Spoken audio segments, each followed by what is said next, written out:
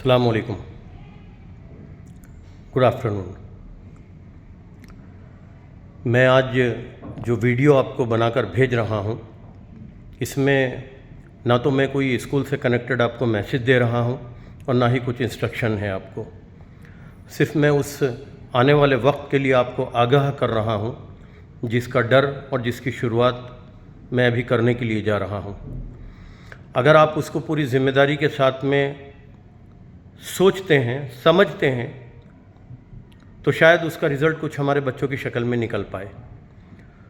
और अगर हम उसको सिर्फ एक जुमला, एक लफ्ज़ सुनकर हम इधर से और उधर को निकाल देते हैं तो शायद उस बात का कोई अमल ना हो। लेकिन मैं अपनी ज़िम्मेदारी को पूरा करना चाहता हूँ। मैं पिछले 3-4 दिन से बहुत ज़्यादा डिस्टर्ब हूँ। जो चीज़ मेरे सामने आई है उसको लेकर सोचिए कि मेरी सख्ती कितनी है स्कूल पर। मैं कितने डिसिप्लिन को लेकर चलता हूँ, कितना कंसंट्रेट करता हूँ कि सुबह से लेकर जब तक स्कूल नहीं जाती मैं पूरे स्कूल के अंदर में राउंड, मेरे पूरे जो मेरी नज़र रहती है स्क्रीन पर, और मैं कहीं नहीं जाता, सिर्फ स्कूल की तरफ ये रहता हूँ, इसलिए क्योंकि पूरे सिस्टम के साथ में मेरे बच्चे पढ़ लें। इतनी सख्ती के लंच ब्रेक होता है तो उसमें 20 मिनट्स गर्ल्स को दिए जाते हैं। उस वक्त में बॉयज़ कोई ऊपर नहीं रह सकता। 20 मिनट्स बॉयज़ को दिए जाते हैं, उस वक्त गर्ल्स ऊपर नहीं रह सकती। इनके वॉशरूम्स बटे हुए हैं, इनकी पानी की जो स्पेस है, जिस जगह इनकी पानी की टंकियां हैं, मैंने वो तक डिवाइड कर दी हैं। आज स्कूल के अंदर माशाल्लाह 5 जगह पानी की मशीनें लगा दी हैं मैंने। एक एक चीज़ को, गर्ल्स और बॉयज़ को कंबाइन नहीं किया गया, अलग बिठाया गया है। यहाँ तक बोला गया है कि बेटा गर्ल्स जो है, कोई भी, कितना भी कोई क्लासमेट क्यों ना हो, आपके अगर रिलेटिव्स क्यों ना हो, तो किसी बॉयज़ को अपनी कॉपी और अपना रजिस्टर मत देना, ताकि मैं नहीं चाहता कि कोई कनेक्टिविटी आप लोगों की जो है किसी इससे हो, ताकि कोई बातें आगे सामने आए।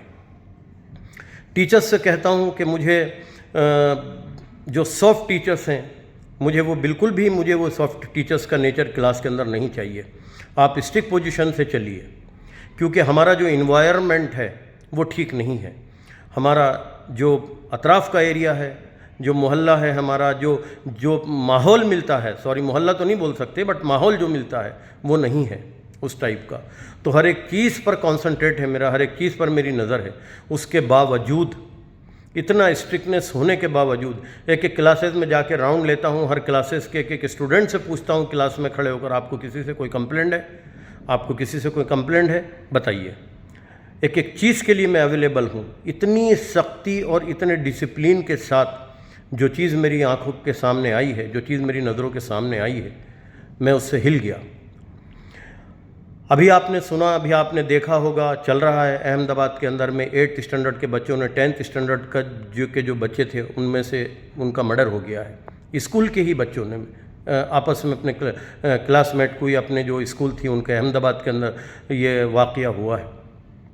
हम सिर्फ यूट्यूब पे देख रहे थे, बट जो चीज़ें जब हमारे सामने आई तो हमें लगा कि हमें भी उस चीज़ के लिए सतर्क होना चाहिए।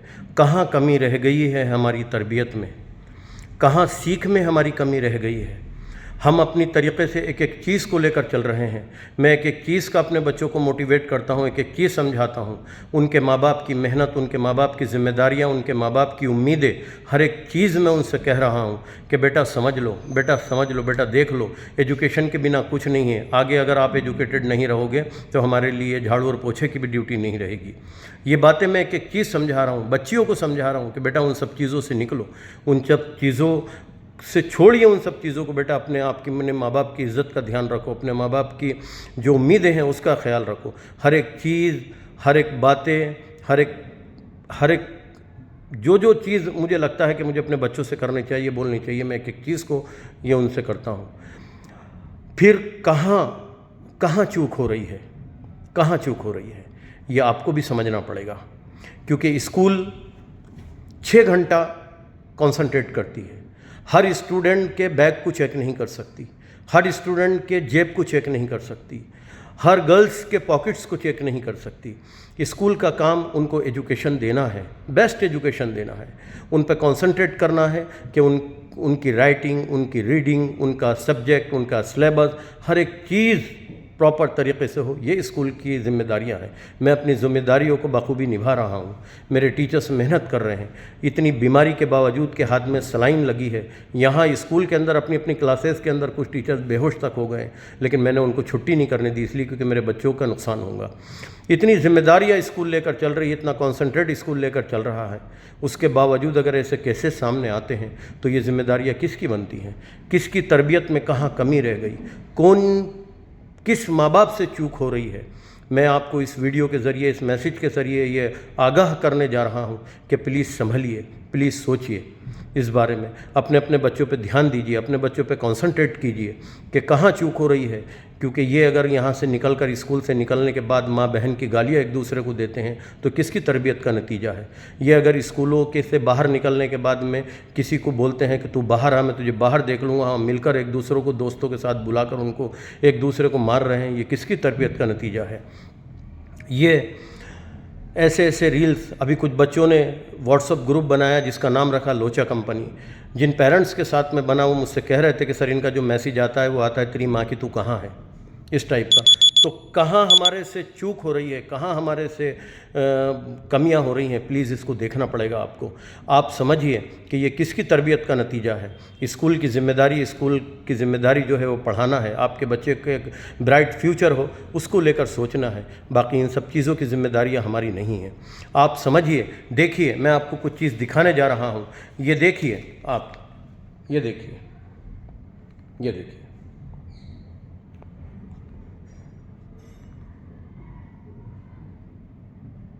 ये 4th स्टैंडर्ड का बच्चा 5th स्टैंडर्ड के बच्चों के कहने के ऊपर में ये चाकू लेकर आया था। एक ही बच्चे से 4 चाकू मिले, एक से ये नेल कटर्स का जो था ये मिला। ये कहने, इनको पूछा गया कि क्यों ऐसा, तो इन्होंने कहा कि हम अपनी जेब में रखने के लिए लाए थे, अपनी सेफ्टी के लिए। एक दूसरे से पूछा गया क्यों ऐसा, तो उसने कहा मैं अजमेर जाऊंगा तो इसको साथ में हाथ में लेकर इसका फ़ोटो खिंचाऊंगा। ये देखिए, ये कहाँ जा रहे हैं बच्चे हमारे।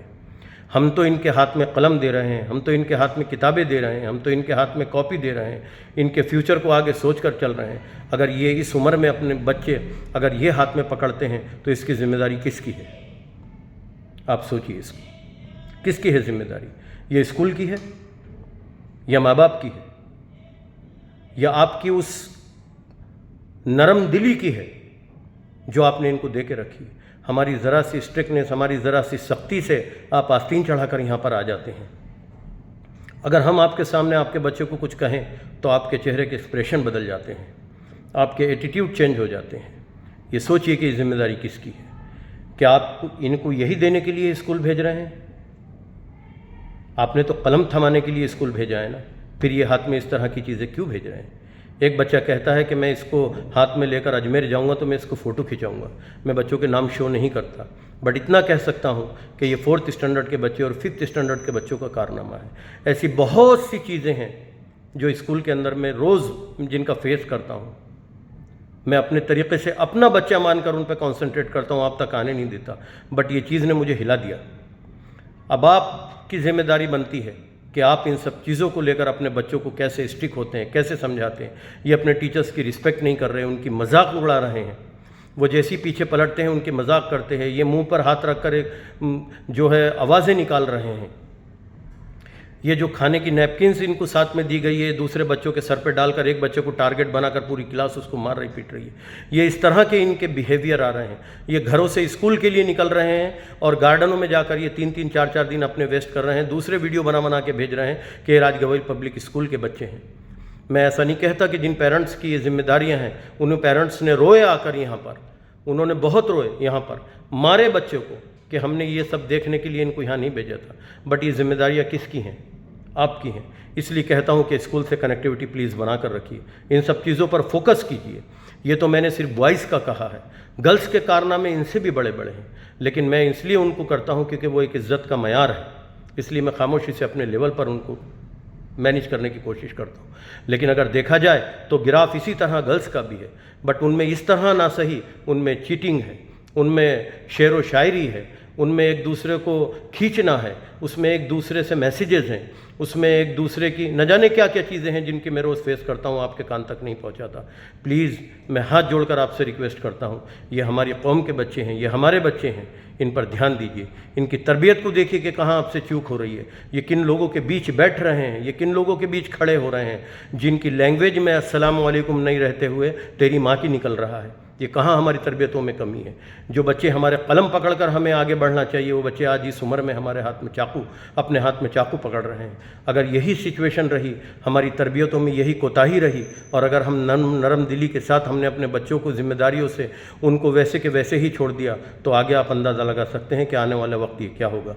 प्लीज़ मैं आप लोगों से रिक्वेस्ट कर रहा हूँ, ये बच्चे हैं, कौम का सरमाया है, आने वाले देश का भविष्य है, इनको इस तरह से ज़ाया मत कीजिए, इन पे ध्यान दीजिए। हर माँ बाप इस चीज़ पर ध्यान दीजिए। सोचो, अगर ये गुस्से में अगर ये बच्चा किसी को मार दे, क्योंकि ये किसी बच्चे ने नाम लिख लिया था बोर्ड के ऊपर में, तो ये जेब में रखने के लिए कि तू बाहर चल, उस नज़रिए था। सोचो अगर ये किसी बच्चे पर घुमा देता तो ये इतना तेज़ है कि मैं बता नहीं सकता। ज़िंदगी भर के लिए किसी का बच्चा डिफेक्टिव हो जाता, कुछ अल्लाह ना करे कोई ऐसा हादसा हो जाता, आप सीधा बोलते स्कूल क्या कर रही है। अब ये बताइए कि ये जिम्मेदारियाँ किसकी हैं?